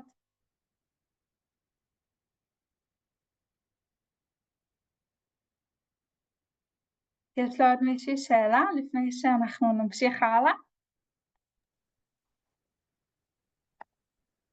בסדר גמור. תודה רבה, נוגה, זה המצגת. Henrik has a question. Yes, I was very kindly supported with some live translations on the side by Anna. So I just want to say, out of personal experience with Erasmus funding and EU funding for international mobility, that I just as strongly as possible encourage anybody who has this opportunity to use it. It is free money. It is wonderful support for mobility. It's opportunities, and you would really like it's. I mean, just do it. Really, it's just amazing opportunities, and you will completely regret if you haven't chosen them. And they only come once, and it doesn't matter if you take half a year longer because you have gone through one of those opportunities. So my personal strongest call to use these opportunities out there, and I've now had the pleasure to work with Nora and Aina for a couple of weeks, preparing this event today. And they are wonderful helpers and will be there to make anything possible. And I'm sure so will be the rest of the team. So my international call for using these programs, do it. Henrik, thank you so much for supporting my recommendation. I saw you smiling while I was showing this video, so now I understand why. And thank you again. Okay, so thank you so much, Noga. And of course, the presentations will be available for all of you if you start thinking about if you want to have a master's degree, maybe you want to have an international master's degree in sustainability topics, or maybe you want to take part in a mobility or traineeship, or even something larger, having a national project that is actually international. So Erasmus has a lot of opportunities to offer you as an activist and as someone who is promoting one of our most core values. So yes, definitely do that. And now it's I want to give a kudos to everyone who are still here, and I'm very proud of you all.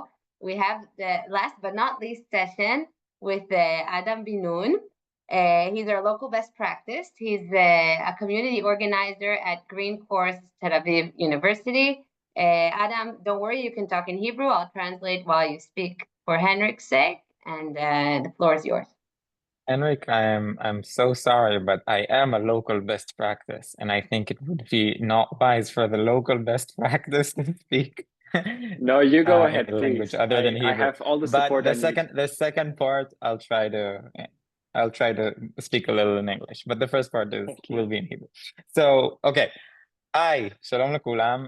אני אתחיל באיזשהו קצת סיפור אישי שלי, וכזה איך אני התגלגלתי לתוך כל האקלים וסביבה וקיימות וזה, ואני מקווה שזה גם יצליח לעורר בכם אולי קצת השראה לגבי דברים שאתם יכולים לעשות בקמפוס שלכם. אז קוראים לי אדם, אני בן 26, אני סטודנט פה להנדסת חשמל, שנה ד' באוניברסיטת תל אביב. והסיפור האקלימי שלי בגדול מתחיל איפשהו באזור הבר מצווה שלי, הייתי חניך באיזה תנועת נוער, ועשו לנו קצת פעילויות על משבר האקלים ומה זה, ובאופן כללי תנועת הנוער שלי חוגי סיירות, זו תנועה שמאוד מחוברת לטבע ולטיולים, אז כזה טיילנו הרבה, וטבע היה מאוד קרוב אליי, ואז פתאום אני מבין שכל המערכות האקולוגיות וכל הטבע שאני כל כך אוהב נמצאות בסכנה, וזה גרם להתחיל להרגיש רע, ואז הסתקרנתי ולמדתי עוד והבנתי קצת יותר מה זה משבר האקלים, וכזה ככה גדלתי עם זה, ולאט לאט פשוט נכנסתי יותר ויותר וללמוד יותר על האירוע הזה. ואז אני קופץ קדימה קצת, והייתי בצבא הייתה לי תקופה שהייתה לא כזאת טובה, הדברים לא ממש הצליחו, לא ממש הסתדרו ביותר ממובן אחד, ואז קצת חזרתי להתעסק באקלים, וניסיתי להרים כל מיני יוזמות סביבתיות בבסיס.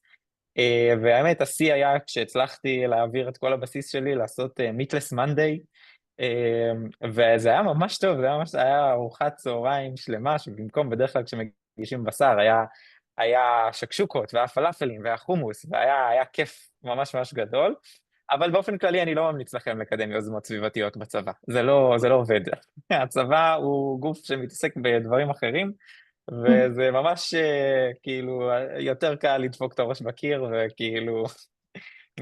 אבל אז, עם כל האנרגיה הזאת וזה, הגעתי לאוניברסיטה, ופתאום כזה, השמיים הם הגבול, פתאום כזה, הכל נפתח, וכבר בשבוע הראשון שלי באוניברסיטה הצטרפתי לאיזה קבוצה של סטודנטים שפשוט חיכתה שאני אצטרף אליה, כי יש סטודנטים באוניברסיטת תל אביב שמתעסקים באקלים ואיזה כיף, וזה היה מאוד חובבני וחמוד כזה בהתחלה, אבל עם הזמן אנחנו גדלנו והתפתחנו, ואתם תראו בהמשך, נראה לי שאנחנו גם מגיעים לתוצאות די יפות. אז זה כזה קצת עליי, ואנחנו רוצים גם בכל זאת לדבר קצת על התקופה שאנחנו נמצאים בה. אנחנו נמצאים בתקופה קשה. כאילו אולי לא הרגשנו את זה פה עד עכשיו בכנס הזה, אבל רק השבוע סופה ענקית שהייתה באי מאיות שצפונית למדגסקר, וחוללה שם כל כך הרבה הרס, וזה מצטרף לעוד מלא אסונות, שאנחנו כנראה לא שומעים עליהם, ובצורות חריפות באפריקה ובהודו, ולצד הבצורות הקשות, שיטפונות ומונסונים שאפשר, כאילו, במימדים תנכיים, כאילו, מבולים, כאילו שלא די בכך, טראמפ, שדעתכם תהיה עליו לפה או לפה, אבל בשורה טובה לאקלים כדור הארץ, כנראה לא הבשורה הכי טובה, אני חושב שכולנו נסכים על זה. ועידת אקלים באזרבייג'אן, שהייתה פלופ אחד גדול, ונפתחה בנשיא של הוועידה, שאומר שדלקים פוסיליים הם מתנת האל לאנושות, שזה אולי היה נכון בתחילת המאה ה-20, אבל כשאנחנו כבר במאה ה-21, בוועידת אקלים, שלא לדבר על כזה האקלים המקומי בישראל, גם האקלים הפוליטי וגם כאילו המלחמה וגם החוק אקלים עכשיו, שאנחנו כנראה הנוכחים פה היו רוצים לראות חוק אקלים שהוא קצת יותר שבד. קיצור, המצב לא מזהיר, אבל לוותר זאת לא אופציה, כאילו כשאני מזהיר, אני יכול להתייאש, אני יכול לוותר, אבל זה יעשה לי רע. העיסוק הזה, העיסוק באקלים וסביבה עושה לי טוב, ועושה לנו טוב, וזה כזה המסר העיקרי שלי אל הנוכחים פה. מה עושים? מה עושים במצב הזה? והתשובה היא מתארגנים, כאילו אוספים ביחד אנשים שגם כן אכפת להם מהמצב הזה. ביחד זאת לדעתי התרופה הכי טובה לכל התסכול והייאוש וזה, ואז עם הביחד הזה מתחילים לפעול, והצלחה זה דבר שהוא מאוד מאוד מדבק, אז מתחילים עם הצלחה קטנה, ואז עוד אנשים מצטרפים, ואז מצליחים לעשות הצלחות יותר גדולות, ועוד אנשים מצטרפים, ואז נהיה איזשהו כדור שלג, אני לא יודע עד כמה יישאר שלג בעולם, אבל נהיה איזשהו כדור שלג כזה שמתגלגל ומתגלגל ומתגלגל, ודברים כאילו עולים על מסלול שהוא מאוד טוב, אז אפשר גם לבקש הרבה תמיכה ומשאבים וליווי והכשרה, ויש אין סוף גופים, יש פה כמובן את Erasmus Plus שאנחנו חונים תחת הקורת גג שלהם עכשיו, אבל אני יודע להגיד על הארגון שמלווה אותי, מגמה ירוקה, ארגון אקטיביסטי שנותן לי הרבה הכשרה ולי הרבה ליווי וגם לא מעט משאבים, וזה בגדול הסיפור איך שאני רואה אותו, הוא רק ביחד, כי רק ביחד אנחנו נצליח להתמודד עם הייאוש והתסכול, ובצעדים קטנים ובטוחים. זהו, אז אחרי שאמרתי, זה היה החלק החשוב, ועכשיו אני קצת מביא תמונות. אז יש לי מצגת, לכאורה. אין לי מצגת.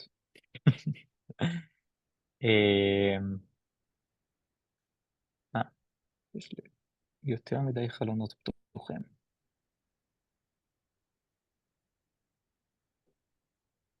אוקיי. אתם רואים את המצגת שלי? כן, כן. יש לנו. אוקיי. Okay, so for Henrik, I'm going to do this slide only in English.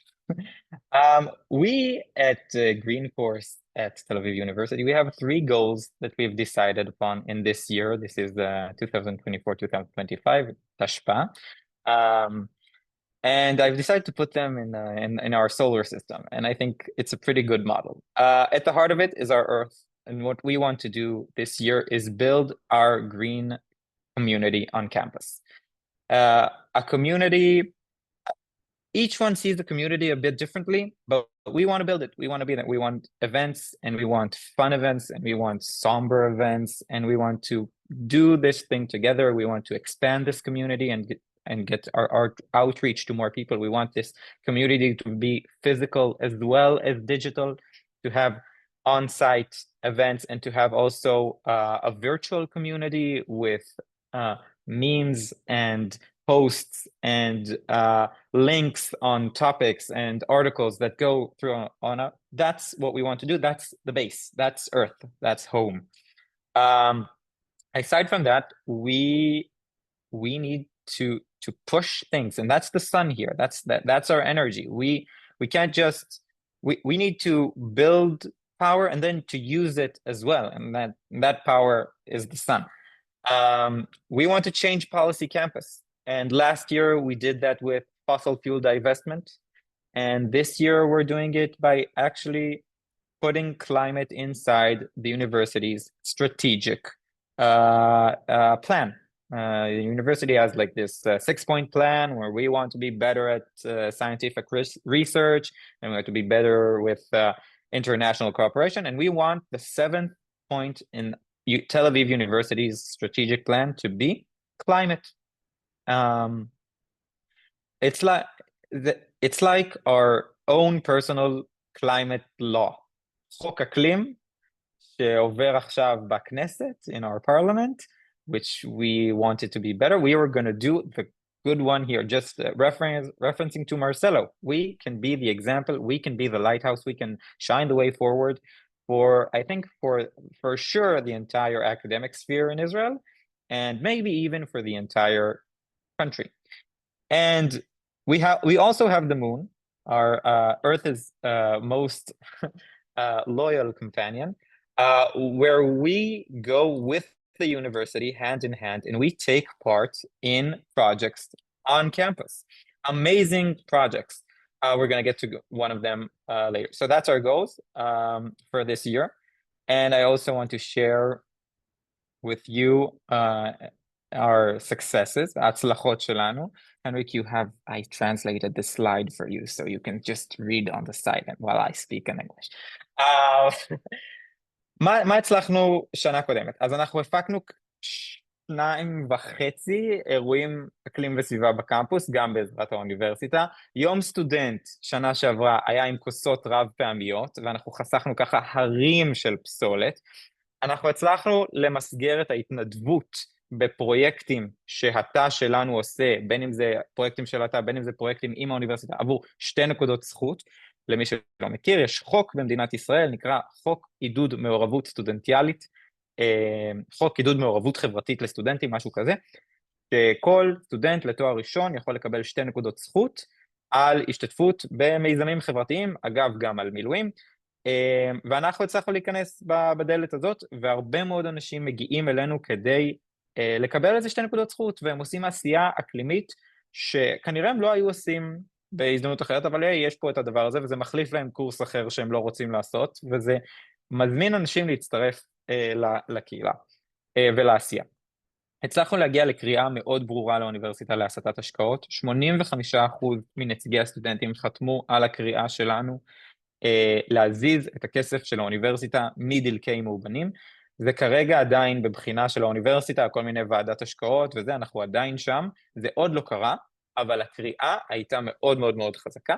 אנחנו הצלחנו לעגן את האקלים והגנת הסביבה כערך יסוד בתקנון של אגודת הסטודנטים, זה החוקה הפנימית של האגודה, והצלחנו לשים שם ממש אקלים, משבר האקלים והגנת הסביבה, זה צעד שהוא יותר סמלי, אבל עדיין מאוד נחמד, ודיברתי על זה קצת קודם, תחרות מימס, נוכחות בסושיאל, ואחד מהפרויקטים שדיברנו עליהם בהקשרי הירח, שאנחנו מלווים את הקמפוס, פרויקט התייעלות חשמלית, 2 סטודנטים שלנו, שמיפו ולמעשה מציגים היום את התוצאים הסופיים שלהם, את צריכת החשמל של הקמפוס.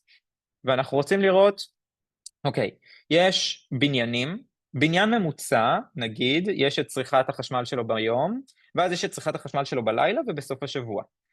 רוב הבניינים, צריכת החשמל שלהם יורדת מהצהריים ללילה, ומאמצע השבוע לסוף השבוע. אבל מצאנו כמה בניינים שלא מתנהגים ככה. זאת אומרת, אותם בניינים, כנראה מה שקורה שם, אורות ומזגנים עובדים גם בלילה וגם בסוף השבוע.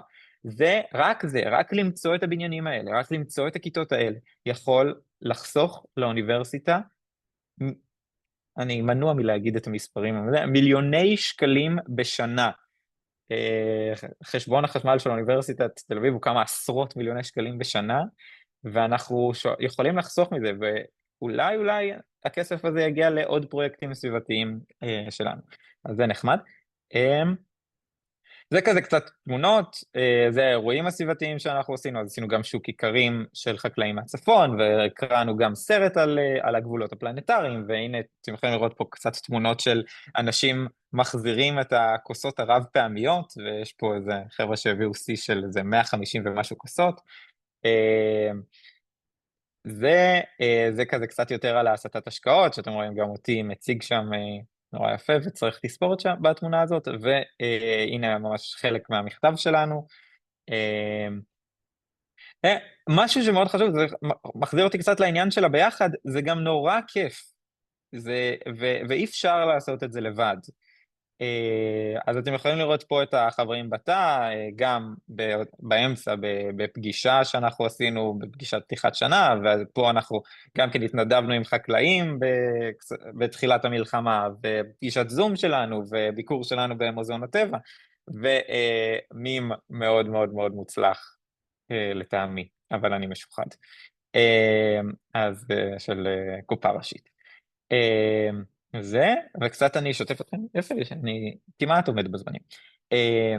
וזה כזה הפרויקטים הגדולים שלנו לשנה הקרובה, גם מה שאמרנו עליו חוק אקלים בקמפוס, להכניס את זה בתוכנית האסטרטגית, גם בהקשרי הקהילה, לעשות גם פיזית, הפנינג אדיר של יום כדור הארץ, שעושה השנה בתזמון ממש ממש טוב, מיד עם החזרה מחופשת פסח, וגם הפרויקטים של חיסכון במים ומיפוי עצים בקמפוס ותוספת של הצללה, כי אנחנו מבינים שהשמש פה ממש פופחת, שגרירי אקלים, תוכנית משותפת עם בתי ספר, שסטודנטים ילכו לדבר על משבר אקלים בכיתות, תוכנית רדיו אקלימית, מיפוי קורסים סביבתיים. בקיצור, יש הרבה מאוד דברים. החצים פה זה כי הכל קשור, זה אומנם כאלה כותרות, אבל בסופו של דבר הכל קשור, הכל מחזק אחד את השני. קהילה חזקה זה אומר הרבה, כאילו, כדור הארץ, זה אומר כאילו הרבה ליווי של פרויקטים באוניברסיטה, זה מפתח לנו הרבה קשרים בתוך המוסדות של האוניברסיטה, והקשרים האלה אחר כך עוזרים לנו לשלב את אקלים בתוכנית האסטרטגית של האוניברסיטה, לשנות את התוכנית האסטרטגית של האוניברסיטה בהקשרי אקלים, יעזור לנו רק לעשות עוד אירועים קהילתיים, הכל פה זה מנגנון משוב חיובי כזה, במובן הטוב, כי אנחנו יודעים שיש גם משובים חיוביים בהקשרי אקלים שהם מאוד רעים. זהו, זה הייתי אני אשתף לך. זה כזה וקצת מה שאנחנו עושים באוניברסיטת תל אביב. אפשר לפרגן? אפשר, הפרגון הכי טוב יהיה אם תעשו את הדברים האלה ותיקחו חלק, ושהדבר הזה יהיה השראה לעוד הרבה עשייה סביבתית ברחבי ישראל. זה יהיה הפרגון הכי נחמד. אז זה בדיוק היה המשך של המשפט שלי, אם אפשר. אני זוהר, מנהלת את בית הספר לקיימות וסביבה באוניברסיטת בר אילן. גם אצלנו אמור לקום תא ירוק, הוא קצת מתקשה כרגע, אבל התא הזה יקום. וגם אצלנו יש תוכניות סביבה וסטודנטים שרתומים, אבל צריך לעזור להם יותר, להיות עם ברק בעיניים, כמו שאתה. אז א', המצגת וההתלהבות מדהים, כאילו, אני מקנה.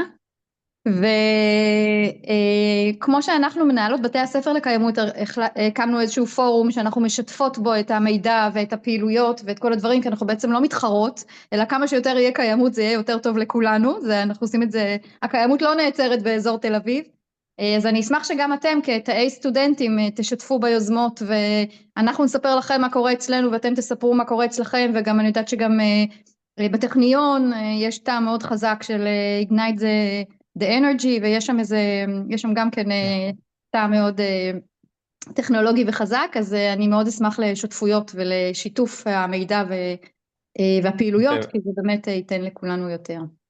בוודאי, אני בקשר כמובן גם עם נועם שמרכזת את פעילות של מגמה ירוקה בבר אילן, ואני בקשר גם עם אריאל חי בטכניון, ואנחנו מאוד, הקשרים האלה קיימים, וזה קורה, כמובן שתמיד אפשר וצריך לעבוד על הקשרים האלה כדי לפתח אותם עוד יותר.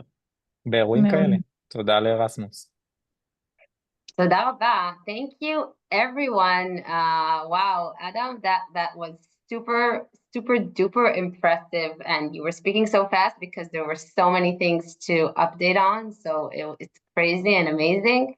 And I really recommend that people that weren't in the session yesterday, because I have to give you like, I'll say it in Hebrew and then I'll translate. אני חייבת להגיד שאתה פתחת את המצגת בהמון gloom and doom, שבדיוק אתמול היה לנו סשנים על זה, על כמה שזה לא מעורר לפעולה דווקא. מהמקום הזה שאתה כל כך עוסק בזה, וזה ממש מעניין לראות איך, זו שאלה, כן? אם אפשר לקחת את כל העשייה הזאת, ולתתאל אותה למקומות שדווקא מייצרים אופטימיות עם כל הקושי שבדבר. אני לא נותנת לך ביקורת חלילה, אני נותנת נקודה למחשבה.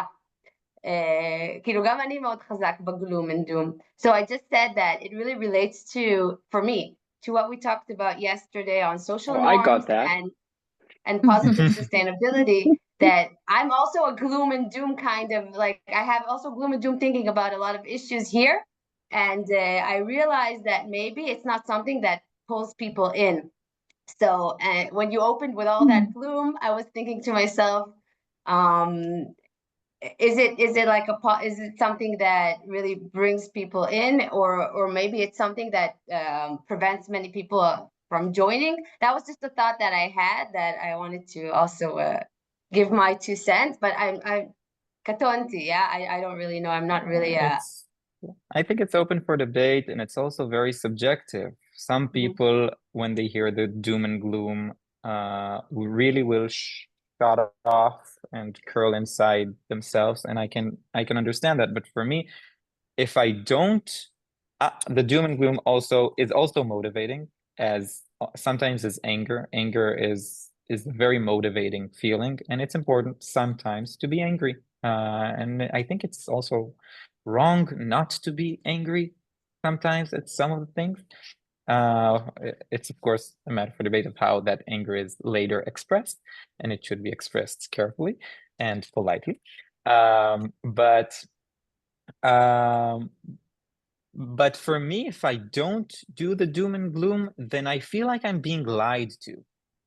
And you know, of course, I'm very pro-environmental, and I was very fond of Joe Biden's presidency. And when Donald Trump was elected in the last elections, Joe Biden had a really nice phrase, which I clang on to, which is, it was, setbacks are unavoidable and giving up is unforgivable.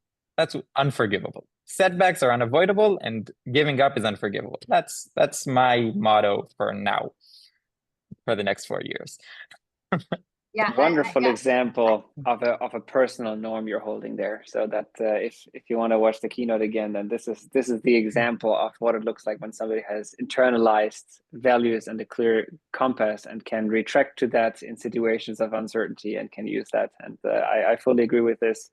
A lot of the projects that I am involved in have been started out of are you kidding me? This is not the way that you do this. Like, you got to do that differently. Come on, man. So that aggression and the feeling of, I don't think so. And let me show you, that has been a big lever. So I can totally align with this, this feeling of you need to be angry a little bit and turn that into opportunity then. So, yeah. That is definitely what motivates me, but I noticed that it's not the same for all people or even most people. So it's something to consider when you want to have large social, changes. And because that's just my thoughts. This is not a tip from me. This is a tip from the great Christiana Figueres, which was the architect of the 2015 Paris Climate Accords. So, I mean, if you have anything with anger, you should go to that. I don't have the one who got us the 2015, the top diplomat of the 2015 Climate Accords. She says, be angry and optimist. That's good advice. I think there's plenty of research looking at that. She has a podcast on that. Optimism. It's maybe if I'm allowed to, because I wanted to comment that on Marcelo's talk about perseverance, and it fits very well to Adam's notions about the gloomy state we're in, or the doomy state we're in. And that is this combination of realizing the actual problems and being very aware of the dire situation we're facing, and the limited progress and all the things that go wrong, but then finding the people to surround you with who support you and encourage you and lift you up, and who are fun to hang out with, because this is absolutely no fun. It's completely unsustainable to only focus on all these problems and deal with the people who still create these problems. And I don't know, like that's just it's a learning, like we all know that, but I feel sometimes many people don't do that naturally enough to say, you know what, this also has to be fun, so let me find the people that are fun to do this with, or let me find the angle that is fun for me, even though that might not be, I don't know, the number one on the priority list of the topics that we have to tackle. If number 3 gives you more pleasure, then this is what you should do. That's just my feeling on this. So perseverance and positivity, I guess it's a good summary of this. Oh yeah, definitely. I'm with fun. Yes. That's very good advice. And I think with that advice, we can close this very wonderful session. So as I said, it is recorded, and then you can also use this recorded session or the presentations to further implement and induce change in your campuses. So I want to thank again everyone that were here, and especially our expert Henrik Spielmeier, who has persevered with us for 2 days now. And of course, Professor Marcelo Sternberg, that was my pleasure. The one who thought about this wonderful conference and the visionary behind it. So thank you all, and have a great rest of your day. Thank you. Thank you very much. Looking forward. Thanks a lot. Bye bye.